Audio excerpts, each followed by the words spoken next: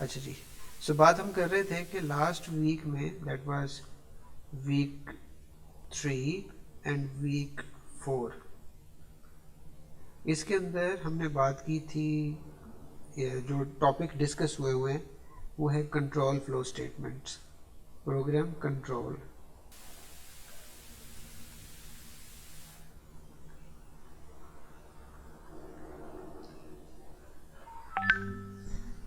If हमने discuss किया था, और साथ मुझे याद पड़ता है कि हमने स्विच केस को भी डिस्कस किया था। प्रोग्राम फ्लो कंट्रोल में जैसे हमने कल लास्ट डे बात छोड़ी थी कि हमारे पास लूप्स जो हैं ये बाकी रह जाते हैं, और ये भी हमारे प्रोग्राम फ्लो कंट्रोल के खाते में ही आते हैं। तो आज से हम लोग इन लूप्स को डिस्कस करना शुरू करेंगे। सो लूप्स में हमने जिक्र किया था कि हमारे पास लूप्स हैं फॉर, वाइल और डू वाइल।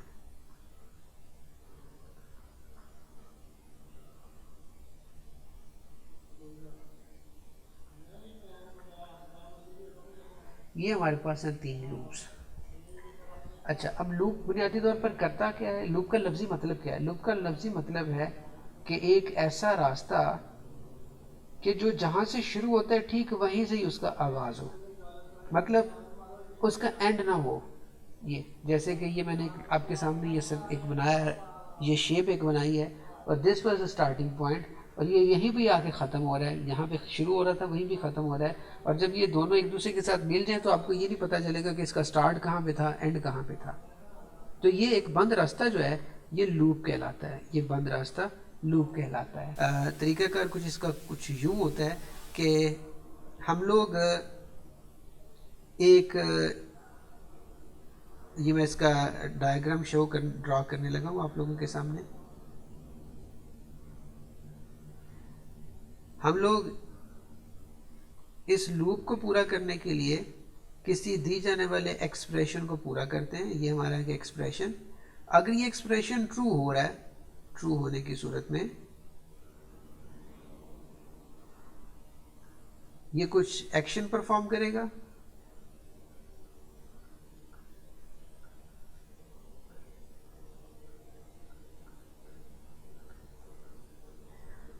ठीक हो गया, और ये परफॉर्म करने के बाद ये वापस जुड़ जाएगा इस जगह पर, ये इस पोजीशन पे। अब इससे होगा क्या? इससे होगा ये कि जैसे ही ये इस बॉडी में दाखिल होगा, ये हम लोग जान चुके हैं कि ये डायमंड शेप जो है ये डिसीजन मेकिंग के लिए इस्तेमाल होती है। इफ में हमने इसको देखा था। तो ये जो एक्सप्रेशन है ये हमारा अगर ट्रू हो रहा है, तो ट्रू होने की सूरत में जो काम हमने इसको कहे हैं ये वो करेगा, और वो करने के बाद ये वापस आ जाएगा इसी मुकाम पे, और फिर से दोबारा चेक करेगा अपने एक्सप्रेशन को। तो आप ये देखें, अगर हम कह दें कि जी जब तक के ट्रू है तब तक ये काम करता रहे, तो ये बार बार करता जाएगा, क्योंकि ये इसका जो वापस जाना है ये इसको अपने उसी स्टार्ट पर वापस जोड़ रहा है। ये कब तक ऐसे करेगा? हम पिछले एग्जाम्पल में मैंने कहा था कि जो उसमें लूप्स फिक्स होते हैं कि 3 चक्कर लगाने हैं, 4 चक्कर लगाने हैं, तो हम लोग फिर यहाँ पे हर एक चक्कर को गिनते हैं। तो गिनने के लिए हम लोग यहाँ पर साथ इजाफा करते हैं इंक्रीमेंट काउंटर का। ये काउंटर बेसिकली इस एक्सप्रेशन की दी जाने वाली कंडीशन के साथ मीट करता है, मैच करता है। अगर वो कंडीशन मैच कर जाती है तो वो ट्रू है, अगर वो मैच नहीं करती तो फिर वो बाहर यहाँ से निकल आएगा, और ये आपका फॉल्स स्टेटमेंट होगा। जब फॉल्स होगा तो आपका ये प्रोग्राम, ये लूप बेसिकली एंड हो जाएगा। ये इसका लूप का तरीकाकार है। लूप कोई सा भी हो, चाहे आपके पास लूप फॉर है, चाहे वाइल है, और चाहे ये हमारे पास डू वाइल है।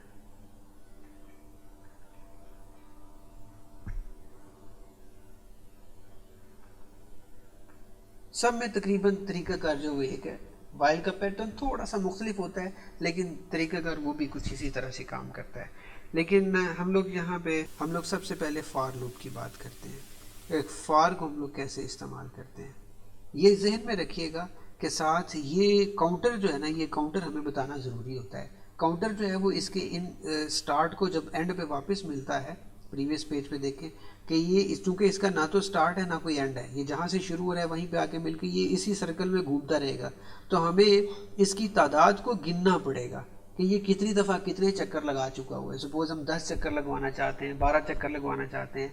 ये चक्कर से मुराद क्या है? चक्कर ये है कि आप एक काम को उतनी दफ़ा करवाना चाहते हैं। मिसाल हमने शायद लास्ट लेक्चर में डिस्कस की थी कि हमारे पास एक स्टेटमेंट है कि मैं अगले पेज पे जाके इसको लिखता हूँ। हम लोग लाइक हेलो लिखा है हमने, ये हेलो हम लोग 10 दफ़ा प्रिंट करना चाहते हैं। तो इसका सादा सी मिसाल तो ये बनती है कि हम लोग 10 दफ़ा साइन सी आउट हेलो, सी आउट हेलो, सी आउट हेलो हम लोग 10 दफ़ा लिखें, जो कि एक अच्छी प्रैक्टिस नहीं है, क्योंकि अगर हमें 100 दफ़ा प्रिंट करना पड़ता है तो उस सूरत में हमें 100 दफ़ा 100 लाइनें लिखनी पड़ेंगी। जबकि लूप हमें जो है ये ज़रूरत देता है कि हम लोग इस एक काम को 100 दफ़ा परफॉर्म करें। काम एक ही होगा, यानी लिखा एक ही दफ़ा जाएगा, लेकिन वो 100 दफ़ा उसको प्रिंट करेगा। तो तरीक़ाकार इसको देखते हैं। सबसे पहले मैं फार लूप की बात करने लगा हूँ। हम लोग फार स्टेटमेंट लिखते हैं, उसके बाद ब्रैकेट शुरू हो जाती है और हम लोग देते हैं इनिशियल वैल्यू।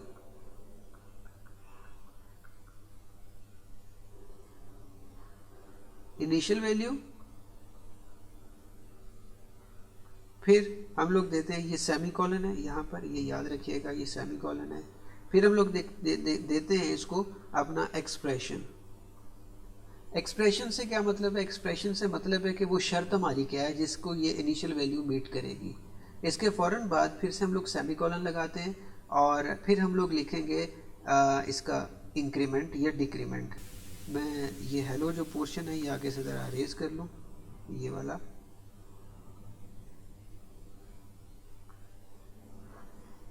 इंक्रीमेंट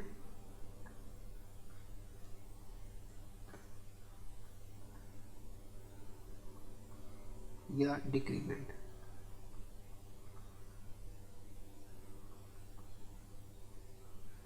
अच्छा जी, सो ये हमारी इनिशियल वैल्यू है, ये हमारी शर्त है, और इनिशियल वैल्यू से शर्त तक पहुंचने के लिए हम लोग इंक्रीमेंट यहाँ पर दे रहे हैं या डिक्रीमेंट दे रहे हैं। अच्छा जी, ये पूरे का पूरा सिंटेक्स है। उसके बाद हम लोग इसकी बॉडी शुरू करते हैं। ये हमारी बॉडी, इसमें एक या एक से ज़्यादा स्टेटमेंट्स, जितनी भी स्टेटमेंट्स हैं वो हम लोग यहाँ पर लिखते हैं कि जब तक ये स्टेटमेंट, ये एक्सप्रेशन ट्रू रहेगा तब तक ये स्टेटमेंट्स यहाँ पर एग्जीक्यूट होती रहेंगी। लाइक हमने कहा था 100 दफ़ा हमने प्रिंट करना है हेलो वर्ड, तो हम लोग लिखते हैं सी आउट और यहाँ पे हमने लिख दिया हेलो। ले जी, ये जो हमारे पास एक्सप्रेशन है, ये जो स्टेटमेंट है, जब ये इस ब्रैकेट के अंदर लिखी जाएगी, फार की बॉडी के अंदर, ये ब्रैकेट बॉडी को शुरू कर रही है, ये इस बॉडी को क्लोज करेगी, ये इतना एरिया फॉर का ये बॉडी कहलाएगा इस लूप का। तो जो कुछ इसके अंदर लिखा जाएगा वो गोया एक स्टेटमेंट है, वो चाहे 2 स्टेटमेंट्स हैं, जितनी भी स्टेटमेंट्स हैं वो उनको उतनी दफ़ा एग्जीक्यूट करेगा। अच्छा, अब इसकी एग्जाम्पल, ये तो था इसका सिंटेक्स। अब इसकी एक एग्जाम्पल लेते हैं। सो एग्जाम्पल की तरफ जाते हैं। एग्जाम्पल में जी हमारे पास है, हम लोग लिखते हैं लेट्स से इनिशियल वैल्यू। सबसे पहले हम लोग फार, लेट्स से इनिशियल वैल्यू हम लोग करते हैं इंट। अब इंट से आपको पता लग गया कि हम लोग एक वेरिएबल डिक्लेयर कर रहे हैं। हम लोग इंट कहते हैं इंट आई हमारा एक वेरिएबल है और इनिशियल वैल्यू है इसकी 0। हमने इन डिक्लेरेशन के साथ ही इनिशियलाइजेशन कर दिया है और ये हमने यहाँ पर दे दिया इसको सेमीकोलन। सेमीकोलन के बाद अगला स्टेटमेंट हमने इसको बताया कि इसको हम लोग आई को उतनी देर तक चलाना चाहते हैं जब तक कि which is less than or equal to, पिछली स्टेटमेंट हमने कही थी 100, ये उतनी देर तक चले जब तक कि आई की वैल्यू 100 से छोटी या उसके बराबर ना हो। अच्छा, उसके बाद इनिशियल वैल्यू जो है वो हमारी 0 है। 0 वैल्यू से 100 की तरफ अगर जाना है तो हमें इंक्रीमेंट देना पड़ेगा। सो मैं यहाँ पर इंक्रीमेंट देने लगा हूँ। इंक्रीमेंट की हम लोग बात करते हैं। इंक्रीमेंट है जी हमारे पास आई प्लस प्लस, और मुझे उम्मीद है कि आप इस स्टेटमेंट को बड़े अच्छे तरीके से जानते हैं। आई प्लस प्लस क्या करेगा जी, इस स्टेटमेंट में आपको कोई कन्फ्यूजन। और उसके बाद हम लोग क्या करते हैं, हम लोग अब करना क्या चाहते हैं, हम करना ये चाहते हैं, हमने लिखा सी आउट और ये हमने सी आउट स्टेटमेंट हमारी होगी। और यहाँ पे हमने कहा कि जी हम लोग हेलो को 100 दफ़ा प्रिंट करना चाहते हैं, HELLO हेलो वर्ड। लो जी, ये स्टेटमेंट है हमारी जिसको कि हम लोग 100 दफ़ा प्रिंट करना चाहते हैं। अब तरतीब क्या चलेगी इसकी, तरतीब ज़रा देखिएगा, मैं इसको ड्रॉ करने लगा, इसका जो ये पूरे का पूरा तरीक़ाकार है, आप ज़रा तवज्जो करिएगा। हमारा प्रोग्राम शुरू हुआ, प्रोग्राम शुरू होने के बाद हमने ये अपना, ये हमारी पहली वैल्यू है, हमने इसको इनिशियल वैल्यू दी, इनिशियल वैल्यू हमारी यहाँ पर आ गई which is i is equal to 0। और उसके बाद हमने इसको अपनी पैमाइश में डाल दिया, ये हमारा एक्सप्रेशन आ गया। एक्सप्रेशन है जी हमारे पास कि i is greater than or equal to, sorry, less than or equal to 100। अगर स्टेटमेंट हमारी ट्रू हो, अगर स्टेटमेंट हमारी ट्रू हो तो फिर ये इसको प्रिंट करें। प्रिंट के लिए राउंडेड रेक्टेंगल हम लोग यूज करते हैं, ये प्रिंट करें हेलो, जो भी हमने प्रिंट करना है। और प्रिंट करने के बाद ये वापस प्रिंट करने के बाद ये वापस यहाँ पर आए, ये यहाँ पे, और इधर वो इंक्रीमेंट करे एक i प्लस प्लस, और प्लस प्लस करने के बाद ये इसको इधर मिला दे, ये ठीक हो गया।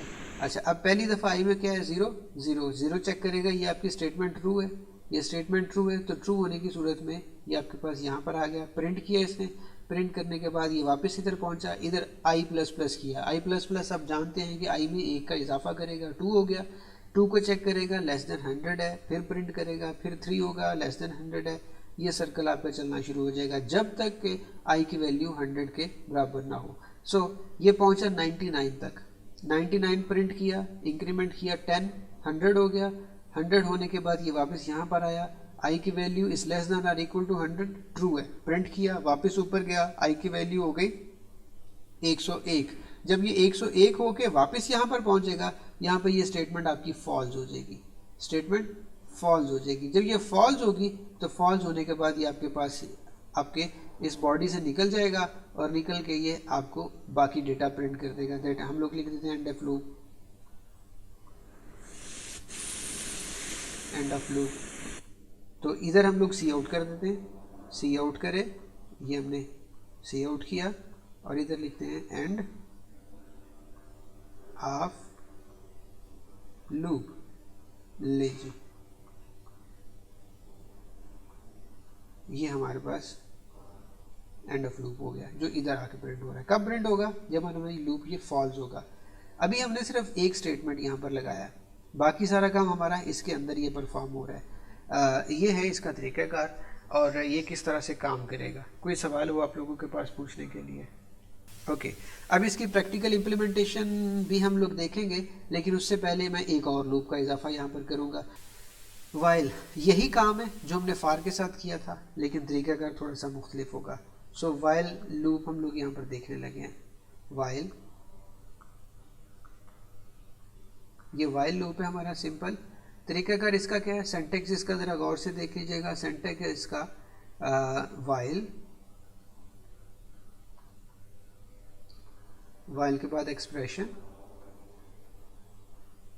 और एक्सप्रेशन के बाद ये आपकी वाइल की बॉडी शुरू हो गई है। ये पूरी की पूरी इसकी बॉडी है, ये सारी की सारी,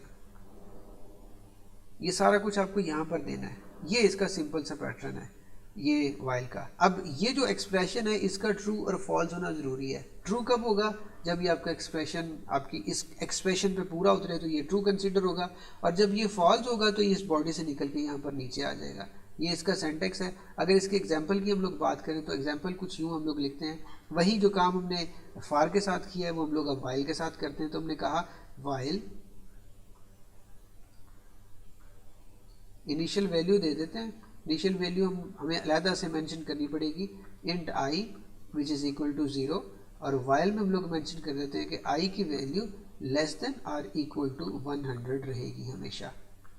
इसकी बॉडी शुरू हुई, हमने कहा सी आउट, और इधर हम लोग डबल कोटेशंस में दे देते हैं हेलो।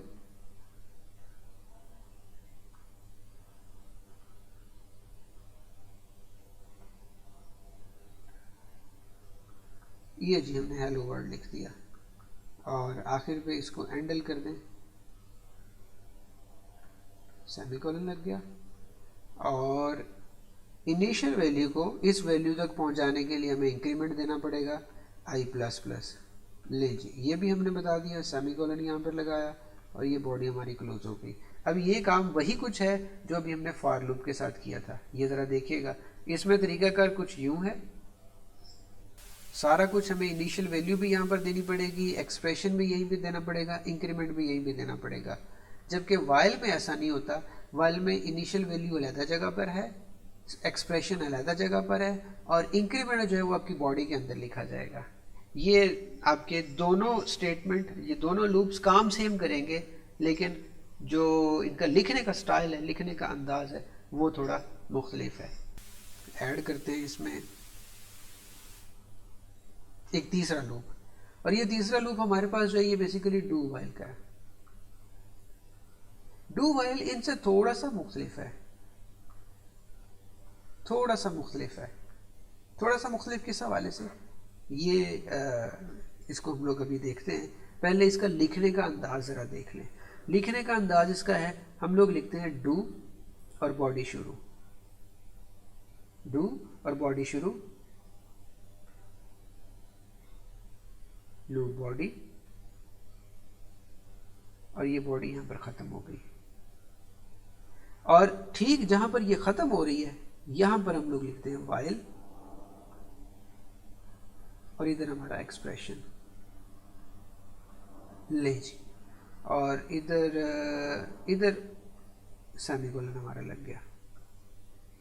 अच्छा अब ये याद रखिएगा, इधर एक्सप्रेशन बिल्कुल आखिर पे लिखा जा रहा है, वाइल में एक्सप्रेशन जो है वो पहले लिखा जाता है ये, और फार में एक्सप्रेशन जो है ये दरमियान में साथ ही मेंशन किया जाता है। तीनों में लिखने का स्टाइल थोड़ा मुख्तलिफ है। अच्छा अब होगा क्या, होगा ये कि जब हम लोग इस बॉडी को, इस लूप को रन करेंगे, तो रन में क्या होगा, डू करे, ये सारा कुछ डू करे, और डू करने के बाद एक दफ़ा ये सारा काम हो जाएगा, ये सारा एक दफ़ा काम हो जाएगा, फिर ये चेक करेगा कि आपका एक्सप्रेशन मैच कर रहा है। अगर एक्सप्रेशन मैच कर रहा है तो ये वापस इसको यहाँ पे ऊपर डू पे भेज देगा, और फिर ये लूप चलना शुरू हो जाएगा। ये इसका सारे का सारा तरीकाकार है। अगर आप इसका फ्लो चार्ट की हम लोग यहाँ पर बात करना चाहें तो फ्लो चार्ट इसका कुछ इस तरह से है कि ये हमारा बॉडी शुरू हुई, हमने यहाँ पर आपके लूप के स्टेटमेंट्स लिखे, ये आपकी लूप बॉडी है, और फिर आपके पास यहाँ पर आपका एक्सप्रेशन है।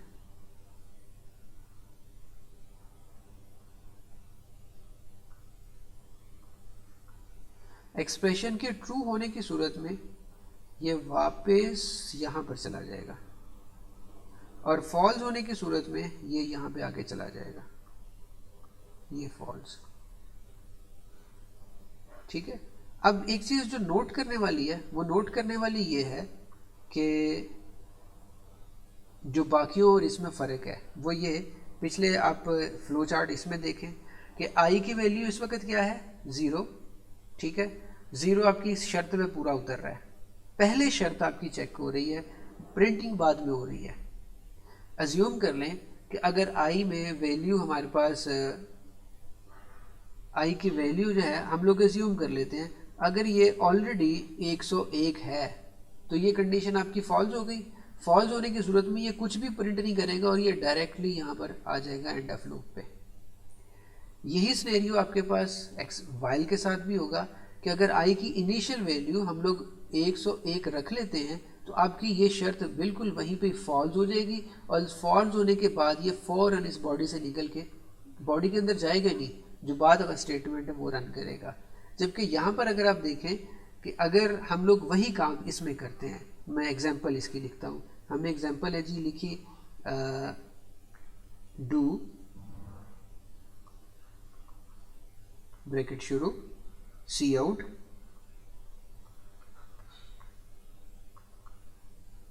हेलो जी सर।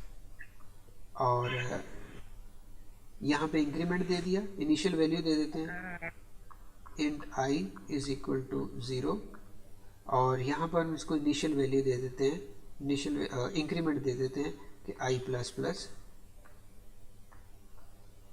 और बॉडी क्लोज हो गई, और इधर हम लोग एक्सप्रेशन दे देते हैं वाइल, इसके आ गई, ये यहाँ पे लिखा जाएगा I is less than or equal to 100। लो जी, अब ज़रा गौर करिएगा, आई में इस वक्त इनिशियल वैल्यू 0 है, तो ये 0 को ये आई इस वक्त 0 है, जब ये यहाँ पर पहुँचेगा तो आई में 1 हो जाएगा, इसको चेक करेगा लेस देन 0 है, ये वाइल इसको वापस ऊपर भेजेगा इस डू पे, इस पे नहीं, इस डू पे भेजेगा, डू पे भेजेगा, और फिर ये सारा काम हो जाएगा, इंक्रीमेंट हो गया, ये चलता जाएगा। अज्यूम कर लेते हैं इसका वर्स्ट केस सिनेरियो कि आई में पहले ही 101 वैल्यू पड़ी हुई है, 101 वैल्यू की सूरत में आई में हमने 101 स्टोर कर दिया। अब क्या होगा, अब ये सबसे पहले यहाँ पर डू करेगा, हेलो प्रिंट करेगा, इसमें इंक्रीमेंट करेगा, इंक्रीमेंट करके आई में वैल्यू 102 हो जाएगी, जब ये 102 हो जाएगी यहाँ पर इसको चेक करेगा, कंडीशन फॉल्स है तो ये इसको वापस ऊपर नहीं भेजेगा, कंडीशन फॉल्स होने की सूरत में ये इसको शिफ्ट कर देगा नीचे की सूरत में, लेकिन कम से कम एक दफ़ा ये इस बॉडी को ज़रूर एग्जीक्यूट करेगा, कम से कम एक दफ़ा आपकी लूप की बॉडी ज़रूर चलेगी, चाहे कंडीशन ट्रू हो रही है या कंडीशन फॉल्स हो रही है। जबकि वाइल में और फार में यही फ़र्क है कि यहाँ पर अगर कंडीशन फॉल्स हो जाए तो ये बॉडी आगे बॉडी में भी नहीं जाएगा, जबकि डू वाइल में एक दफ़ा बॉडी ज़रूर रन होती है। तो तीनों में आपके लूप्स में ये फ़र्क है कि डू वाइल हम लोग वहाँ पर इस्तेमाल करते हैं जहाँ पे हम चाहें कि हमारा जो कोड है वो एटलीस्ट एक दफ़ा ज़रूर चले।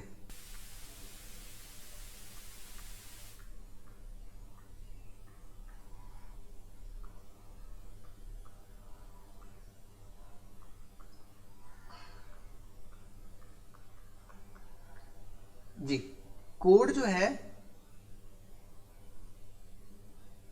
एक दफ़ा कम से कम ज़रूर चलना चाहिए, तो हम लोग वहाँ पे इस्तेमाल करेंगे।